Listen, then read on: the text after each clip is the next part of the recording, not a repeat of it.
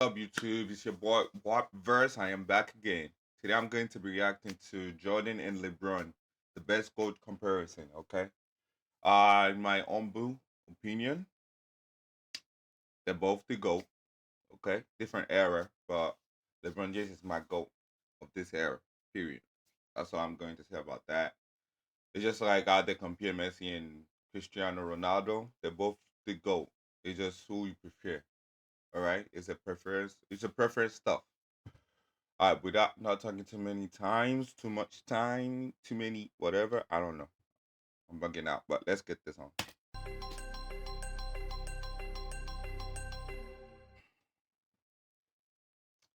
You something.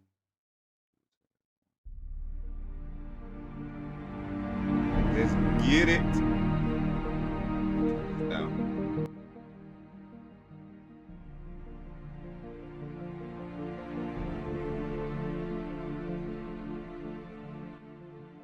Yep, let's keep it right there. Look at it. Now let's keep it.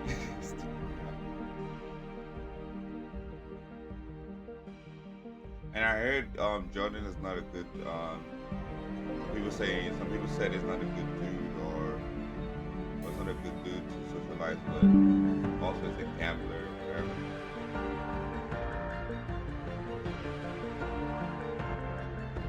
But he has the money to gamble.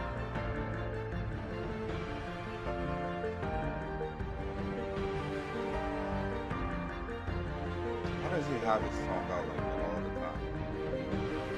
It's not like is that like something to get him moving or something like the goats analysis. Jordan versus LeBron. LeBron versus Jordan. It's a debate that has captured the public's attention for the last several years, especially after this moment in 2016 when LeBron James beat the Golden State Warriors to win the third championship of his career. In LeBron's own words, that one right there made me the greatest player of all time. That's what I felt. Reasons. I was like, that one right there made you the greatest player of all time. But did it? I mean, Is everything since that moment simply icing on LeBron's cake? You can feel like that. Or is LeBron destined to finish his career in Michael Jordan's shadow? We've all heard the arguments from LeBron supporters. He's bigger, he's stronger, he's faster, he's more durable. And from Jordan supporters. Look at this dude. You should see him now with his hair full, go backward. Sometimes I like this dude, sometimes I don't like him. I like him when it comes to LeBron. I don't like him when it comes to Lamar Jackson. So let's get Michael Jordan was merely 6-0 with 6 MVPs in the finals. But the GOAT debate isn't as simple as the pundits make it seem. There are a number of factors relevant in determining the greatest basketball player of all time. In fact, I would say there are 5 things that really matter when determining the GOAT of any sport.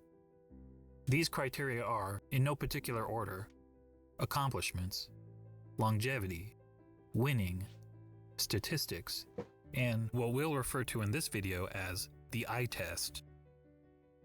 And to be the GOAT, you don't need to be the best in any specific category, but you need to be pretty good across the board.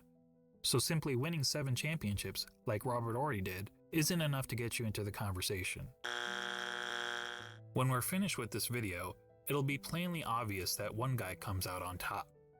But before we get started, I want to clarify that this is not a comparison of legacies.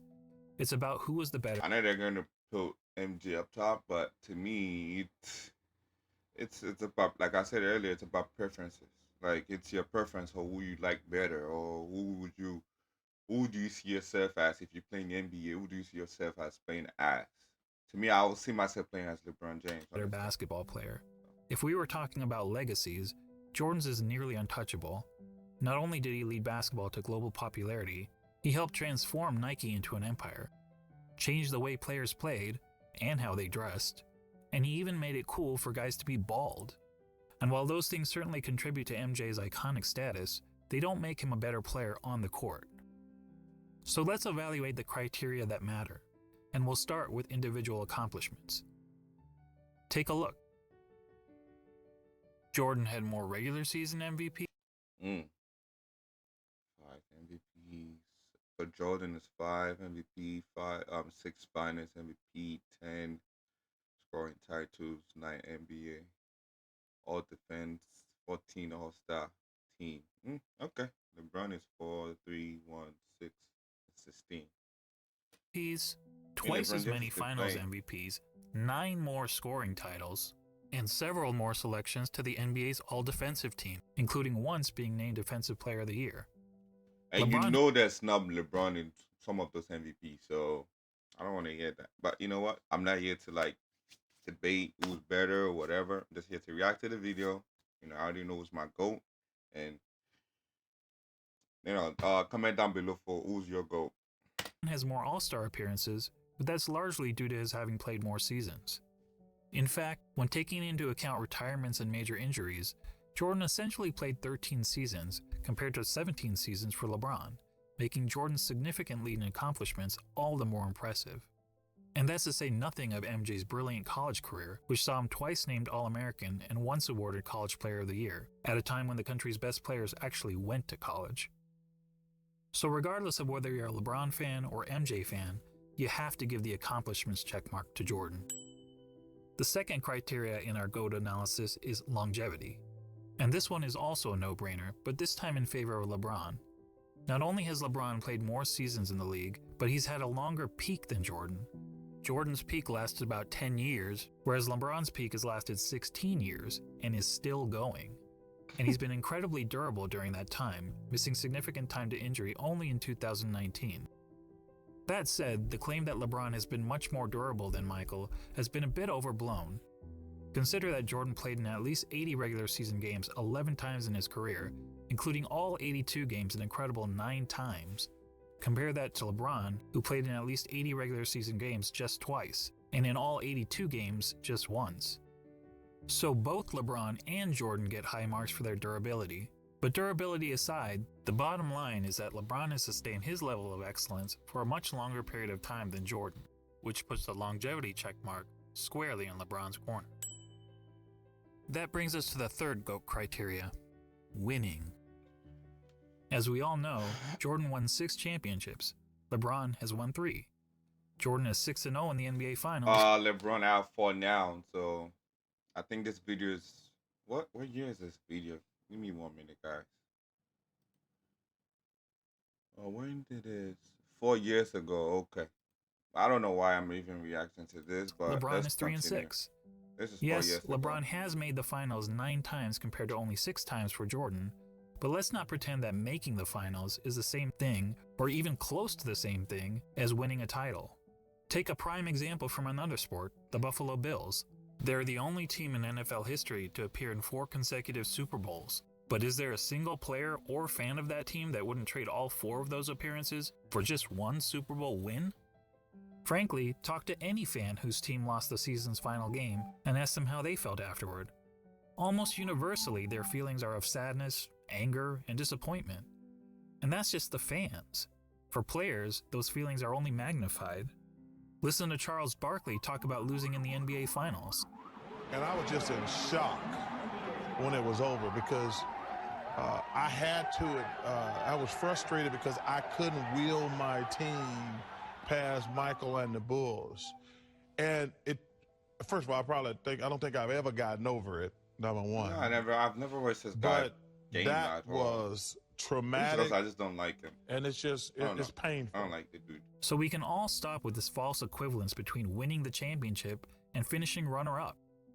In the words of Herm Edwards, you play to win the game.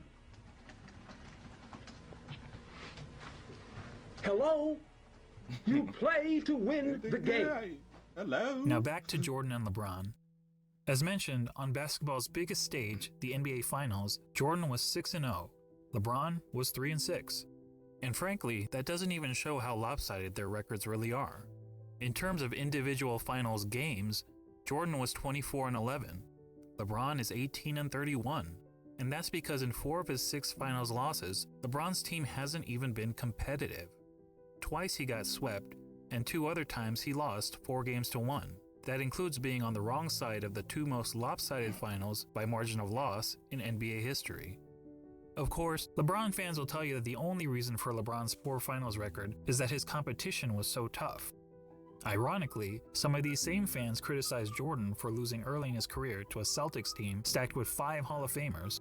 And they conveniently gloss over the fact that LeBron reached the finals so many times in part because the competition in his own conference was so weak. During the vast majority of his career, LeBron played in what many dubbed the Leastern Conference because the East was so much weaker than the West. On the other hand, during Jordan's playing days, the East was generally considered the stronger conference, as Jordan had to battle through hard-fought rivalries against the Bad Boy Pistons, Patrick Ewing's Knicks, the Shaq Penny-led Magic, and Reggie Miller's Pacers. That said, if you want to blame LeBron's failure in the finals on the level of his competition, I won't argue with you. But let's also not blow it out of proportion. If you look at the average number of wins of their finals opponents, you'll see that LeBron's finals opponents averaged 60.8 wins per season, whereas Jordan's finals opponents averaged 61.2 wins per season. So as it turns out, both players face stiff competition in the finals. But a big reason we don't hold the 93 Suns, the 96 Sonics, or the 98 Jazz in the same regard as some of LeBron's finals opponents is because, unlike LeBron's adversaries, Jordan's opponents never actually won the Larry O'Brien Trophy. Which goes to my original point, that the difference between winning the title and finishing runner-up is huge. And the reason those teams never won the title? This guy. Look, I'm not trying to say that Jordan's opponents were as good as the Warriors teams that LeBron faced 4 times in the finals. The truth is that Jordan never played a juggernaut quite like that. But there's a pretty good reason for that. Jordan's Bulls were the juggernaut. They were the team winning 70-plus games. They were the team with the target on their back every year. And as the Warriors showed us, that's not an easy place to be. As great as the Warriors were, they were never able to string together 3 consecutive championships. Jordan's Bulls did it twice. So what's the greater achievement? Beating the juggernaut or being the juggernaut? Or to be more specific, beating the juggernaut 1 time out of the 4 times you faced them? Or being the juggernaut year after year after year? And then doing it again, year. But dang, Jordan don't have 2 of the top 5 players in the same team playing against you. Playing LeBron James was literally playing against 2 of the top 2 of the top 5 NBA players playing together in the same team, which is Stephen Curry and KD. 2 of the top 5, and you can even put them at top 10 of all time also if you want to. 2 of them playing on the same team. So what are we talking about? After year after year. There's no doubt that LeBron's victory over the 73-win Warriors was the highlight of his career. But it's not the first time that an underdog has won the championship, and there actually have been much bigger underdogs who ended up winning the title. But how many times have we seen a player lead his team to 6 championships in 8 years? Prior to Jordan's Bulls, only Bill Russell's Celtics ever accomplished that feat in the NBA, when they incredibly won 11 championships in 13 seasons. However, back then, there was an average of less than 10 teams in the league, and only a couple rounds of playoffs, so it was considerably easier to win a title. And no player, not even Bill Russell, ever had a run of winning 25 of 26 playoff series, as Michael Jordan did. And Michael's pattern of winning goes beyond the NBA. Let's not forget that Jordan has never won anything but gold in the Olympics, and he also earned an NCAA championship, in which he hit the first of 2 iconic championship-winning shots in his career. All that is to say, when it comes to winning... Is this guy a LeBron James, a MJ fan? Because all I'm seeing is glorious commentating to MJ. MJ does this, MJ did this, MJ did this. See what I'm saying? All I'm hearing is bias, honestly. The checkmark clearly goes to Jordan. On to the 4th GOAT criteria, statistics. All I'm hearing is this bias. One is a bit more complicated. I mean, how do you statistically evaluate 2 players who played in different eras under different rules at different positions? Exactly. One way of doing it is to simply look at the 8 traditional statistics of basketball. Points, assists, rebounds, steals, blocks, field goal percentage, free throw percentage, and turnovers. And I honestly just want to stop doing this video, but I'm going to do it because of you guys. I'm going to put it out there, but this video is even 4 years old, so honestly, so many things change right now. I'm going to do a more recent one so we can see. We'll focus on per-game stats rather than cumulative stats, since cumulative stats such as total career points and total career assists really speak to longevity, which is already its own category of the GOAT analysis. Per-game stats, on the other hand, is more of an apples-to-apples comparison. MJ and LeBron So looking at the 8 traditional stats, we see that Jordan leads LeBron in 5 of them: points per game, steals per game, blocks per game, free throw percentage, and fewer turnovers. LeBron leads in the other 3: assists per game, rebounds per game, and field goal percentage. But that's a pretty simplistic way of looking at statistics. What if we instead turn to analytics? Probably the most well-known analytic stat is player efficiency rating, or PER for short. This metric was created by respected basketball analyst John Hollinger to give an overall rating to a player's performance based on traditional stats like the ones we just mentioned. Jordan has led the league in PER 7 times, LeBron 6 times. Jordan has finished top 3 in PER 10 times, LeBron 9 times. In fact, Jordan has the highest career PER in both the regular season and the playoffs. Another popular analytics stat is win shares.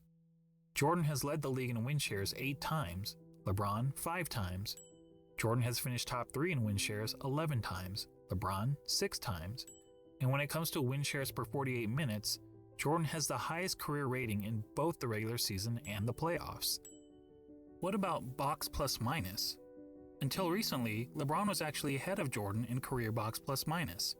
But after the 2017 season gave Russell Westbrook the greatest single-season box plus minus in history by a wide margin, the architect of box plus minus realized that the stat was fundamentally flawed. So he made some changes to improve its formula. As a result, Michael Jordan now has the highest career box plus minus in both the regular season and the playoffs. And lastly, what about value over replacement player, which on its face seems to favor LeBron James? Well, value over replacement player is a cumulative stat, and as previously noted, cumulative stats speak more to longevity than they do game-to-game dominance. That said, according to value over replacement player, Jordan owns 6 of the 9 greatest individual seasons ever played. And on a per-game basis, MJ's career rating in value over replacement player is the highest of all time in both the regular season and the playoffs. Are you noticing a theme here? Not only does Jordan beat LeBron in every ratable analytic stat, he consistently ranks as the best ever across the board. Before we move on from analytics, I want to mention a lesser-known stat called game score, another brainchild of John Hollinger. Game score measures a player's performance. I am about to be done. Just look at that. 32 minutes. In a single game, so it won't tell us who's had the better career, but it does provide insight into who's had the greatest games. Now, we only have game score stats since 1983, so you won't see any mentions of Wilt Chamberlain here. That said, of the 100 highest game scores ever recorded, incredibly 19 of them belong to Michael Jordan. In other words, nearly 1 out of every 5 of the best single-game performances over the last 4 decades has been by MJ. That includes the highest game score of all time for Jordan's 69.18 rebound masterpiece. Comparatively, LeBron has had only 3 of the top 100 game scores. When discussing the GOAT, Nick Wright is fond of asking this question. The aliens come down.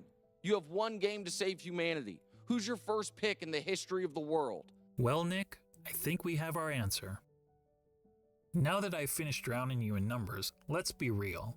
Hardly anyone watching this video knows how to calculate PER, win shares, box plus minus, value over replacement player, or game score. And why should you? This is basketball, not Good Will Hunting. So let's go back to the traditional stats that we all know and understand. But this time, let's add context to them. What do I mean by context? Well, some positions are simply better than others at racking up certain stats. Let's take rebounding as an example. In a vacuum, if we simply compare the number of rebounds per game of Brook Lopez and Jason Kidd, we might think that Lopez was the better rebounder. The truth is, relative to their positions, Lopez is statistically one of the worst rebounding centers in NBA history, whereas Kidd is statistically one of the best rebounding guards in NBA history. But even a poor rebounding center can grab more rebounds than a great rebounding guard solely by virtue of their roles on the court. So it makes sense that, to understand the context of a player's stats, we should compare them to the respective positions that they played. When comparing LeBron James to the other small forwards who have played at least 500 NBA games, this is where he ranks. Overall, that's pretty impressive. Now let's see how Jordan compares to all shooting guards who have played at least 500 NBA games. As good as LeBron is compared to other small forwards, Jordan is on another level when compared to other shooting guards. He's darn near the top of every major statistical category, and there isn't a single category where LeBron is better than MJ relative to his position, other than assists.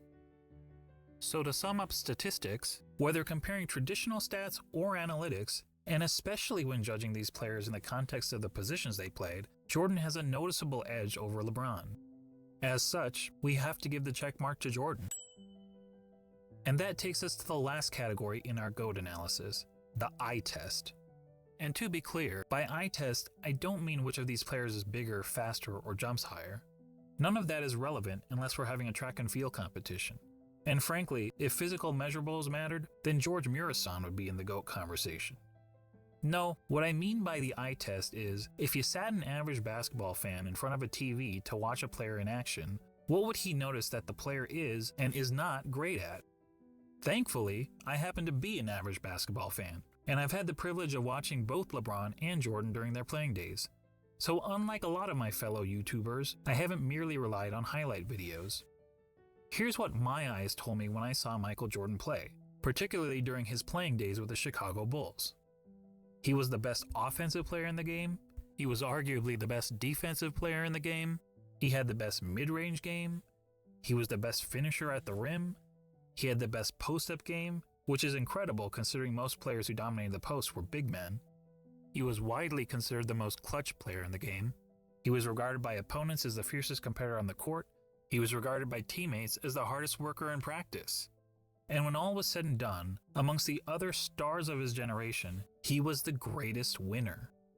Now, when you're playing against the elite of the elite athletes of the world, to be the best at any one of those things is pretty remarkable. But to be the best at all of them? I tell you it's impossible, but for the fact that we saw Michael Jordan do it. And when it comes to the GOAT debate, that's the biggest hurdle facing LeBron. He's basically being compared to a guy who was great at everything and practically had no weaknesses. Seriously, judging by the eye test, what's the worst thing we could say about Michael Jordan's game? Probably that he wasn't a very good three-point shooter. Jordan shot 33% from beyond the arc in an era when the average player also shot 33%. So when it came to three-point shooting, he wasn't good, he wasn't bad, he was just average. But remember that Michael played in an age when the three-point shot wasn't a big part of the game. During Jordan's years, teams averaged only 9.5 three-point attempts per game, and Michael himself attempted less than 2 threes per game. And if being an average three-point shooter is a weakness of Michael's game, well, then we also have to call it a weakness of LeBron's game. The difference is that LeBron plays in an era where the three-point shot is a huge part of the game. During the years in which LeBron played, teams attempted on average over 21 threes per game, and LeBron himself averaged 4.3 three-point attempts per game, or 2.5 times as many as Jordan. Despite the increased emphasis on threes, LeBron's career shooting percentage from beyond the arc is only a hair better than Jordan, at 34%. And it's actually slightly below his peers. Well, this guy will tell you, like, LeBron's played 16, what did he say, 16 seasons or whatever, how many seasons did he play? So the number's gonna go down. So this guy is trying to be smart. This guy is so biased. Like, the number of his percentage is going to go down because he plays more, he shoots more, there's more shot coming from LeBron James, and he's, you know what? Averaged 35% from three during his era. His numbers are going to go down. Being an average three-point shooter was by far the worst part of MJ's game. For LeBron, it's not even close. LeBron, in fact, has 4 major weaknesses as a basketball player, each of which is readily apparent to anyone who has actually watched him play. First, he's not a good free throw shooter. Everyone knows that. For his career, LeBron has shot around 73.5% from the free throw line, which is pretty poor for a player who handles the ball as much as he does. In fact, many analysts point out that, at the end of games, LeBron shies away from driving to the basket because he's afraid of being sent to the line. I don't know whether that's true, but what I do know is that the odds of LeBron hitting 2 consecutive free throws is statistically not much better than a coin flip. Jordan, on the other hand, shot a solid 83.5% from the free throw line during his career, and MJ never shied away from contact at the end of games. LeBron's second weakness is that he's an inconsistent defender. Sure, he's had some years where he was elite defensively, which is evidenced by his numerous selections to the NBA's all-defensive team, but he's also had several years where he's practically been a liability on the defensive end. Compare that to MJ, who during his Bulls days was a consistently elite defender. In fact, Jordan is the only player to rank in the top 5 amongst all guards in both steals per game and blocks per game for his career.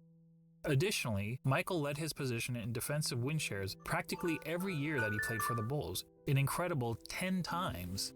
LeBron, comparatively, has led his position in defensive win shares on just 4 occasions, and in 5 of his last 7 seasons, he didn't even crack the top 10 at his position in defensive win shares. Now, some will excuse LeBron's recent falloff on the defensive end as a byproduct of his resting on defense so that he can have more energy on offense. And we can debate the merits of that strategy, but resting on defense is not something Michael Jordan was ever accused of doing. Heck, even as a 40-year-old, he was busting his tail on the defensive end. But what about the notion that LeBron's been the more versatile defender? LeBron supporters will argue that he can guard positions 1 through 5 on the court, such as when he guarded Derrick Rose for stretches in the 2011 playoffs. But LeBron's guarding the opposing team's point guard or center isn't something that happens very often. In fact, during his career, LeBron has spent less than 5% of his total minutes guarding the opposing players 1 or 5. So the versatility argument is highly exaggerated. And look, when it comes to versatility, Hometown Buffet may have a more Can you guys tell the bias on this dude already? If you're watching this video, if you can't tell that this guy is so biased towards LeBron James, the bias is coming out of his mouth.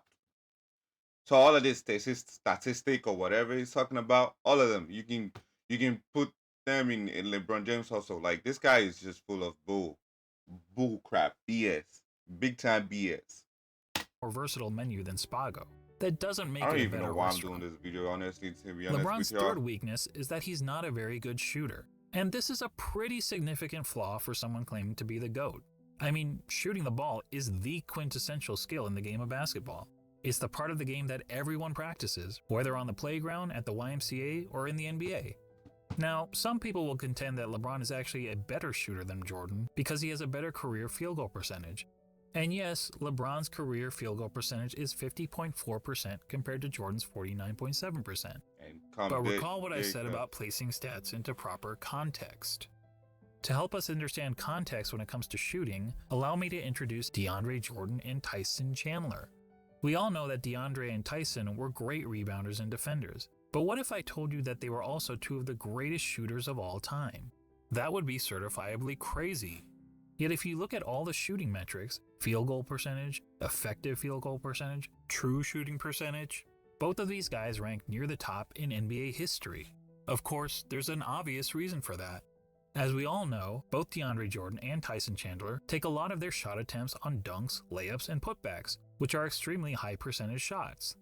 Well, guess what? So does LeBron James. In fact, every single year of his career, the shot that LeBron James has taken the most has been within 0 to 3 feet from the basket.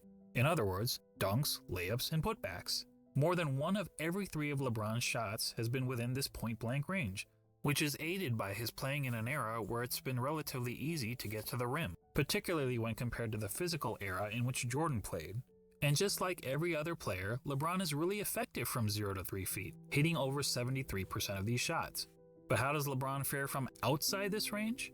According to basketballreference.com, LeBron's shooting percentage from outside 3 feet is 37.5%. It's even poorer in the playoffs where he shoots 35.9%. And it gets even worse in close and late situations. In the last 2 minutes of games where the score is within 5 points, LeBron hits only 31.7% of his jumpers. Look, it doesn't take a rocket scientist to know that these numbers aren't very good, which is probably why in the 2013 finals, the Spurs' defensive strategy against the Heat was to basically dare LeBron James to shoot.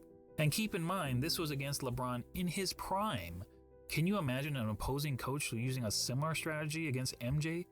Now, LeBron actually credits the Spurs for forcing him to work on his jump shot, but it's not as if his results have gotten much better since then. Here's LeBron's shooting percentage from outside 3 feet over the last 6 years. Yikes. Well, I'll give him this, he is consistent. For comparison, consider that in the last year of Michael Jordan's career, as an aging player on the Washington Wizards, Jordan shot close to 42% from outside 3 feet. While that's certainly not great, it means that even as a 40-year-old shell of his former self, Jordan was still a better shooter, a far better shooter than LeBron James.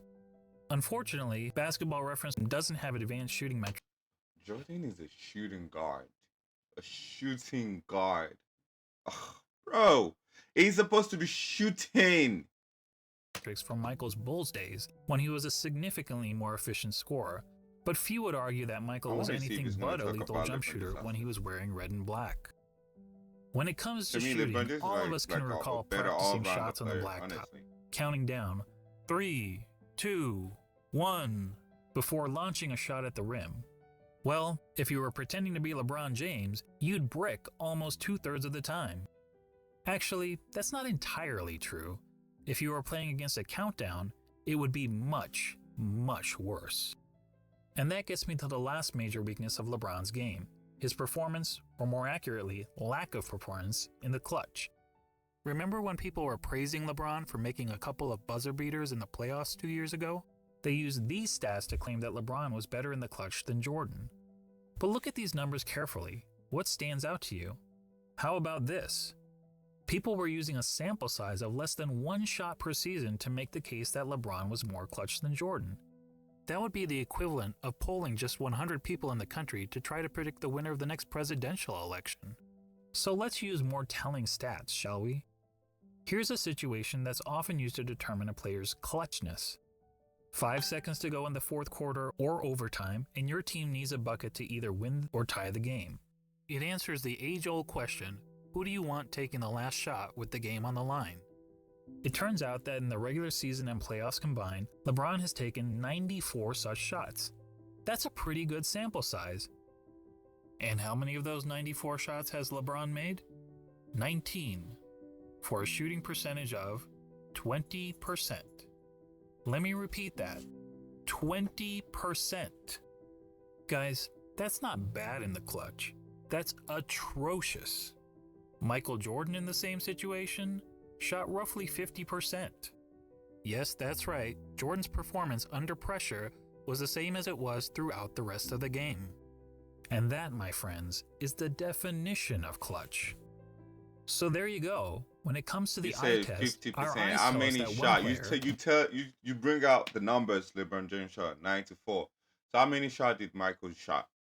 You didn't say that. You didn't say none of those. Michael you Jordan, just give us 50%. is great at everything and has practically no weaknesses. And the other player, LeBron James, while also having a ton of strengths, has several obvious flaws to his game.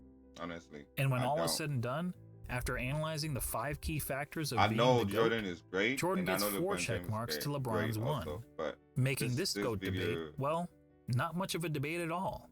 This video is so now, biased. Don't get me wrong. I'm not saying that LeBron James is a bad player. He's a phenomenal player. Biased. Personally, I have him on basketball's Mount Rushmore. You didn't even talk about his assisting. You didn't talk about none of that. You are so biased. Michael Jordan. And just to underscore how good MJ was, let's ignore LeBron and Jordan for a minute and focus on the other 3 players highlighted here, Kareem, Wilt, and Bill Russell. Most would agree that these are the 3 greatest centers in NBA history, and each of them has a strong case to justify his standing among basketball royalty. Wilt is an all-time great because he was an offensive force of nature, and he holds a ton of NBA records. Russell is in the conversation because he was a dominant defender and a perennial champion. Kareem also led his team to numerous titles, and in terms of individual awards and accolades, was the most decorated of the 3. Not the ball equivalent of Thanos. Now add to that player the highest level of intangible attributes, such as a tireless work ethic, unmatched killer instinct, and an ability to deliver in the clutch. And now you'd essentially be looking at Thanos with all of the Infinity Stones, and no one to be a shooting guard, not a seed. Okay. And he had it in he is true. Let's just move forward. I'm done with the video. Alright, if you guys like the videos, please like, share, and subscribe to my channel. And also comment down below, turn on your notification button to get more videos for me, and comment down below for if you guys want me to react to any video or whatever. So without wasting my time, Goodbye.